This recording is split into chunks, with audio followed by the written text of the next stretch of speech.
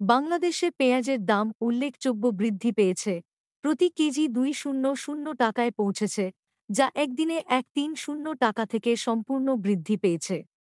অভ্যন্তরীণ সরবরাহ নিয়ন্ত্রণের লক্ষ্যে মার্চ পর্যন্ত পেঁয়াজ রপ্তানির নিষেধাজ্ঞা বাড়ানোর ভারতের সিদ্ধান্তের কারণে এই বৃদ্ধির কারণ। কম উৎপাদনশীলতার কারণে ভারত অনেক কৃষি পণ্য রপ্তানি নিষিদ্ধ করেছে। এই ভিডিওটি স্পন্সর করেছে সুন্দরবন ফ্রেশ, কলকাতা। বিশেষজ্ঞরা বলছেন যে জলবায়ু পরিবর্তনের প্রভাবের কারণে এটি প্রায়শই ঘটছে। সমীক্ষা অনুসারে এটি নিকট ভবিষ্যতে বৃদ্ধি পাবে। জলবায়ু পরিবর্তনের প্রভাব বিশ্বব্যাপী দৃশ্যমান। পরবর্তী প্রোগ্রামে আমরা আলোচনা করেছি কিভাবে জলবায়ু পরিবর্তনের প্রভাবের বিরুদ্ধে লড়াই করা যায়। গ্রামীণ সংবাদ ২-৪ দেখার জন্য ধন্যবাদ।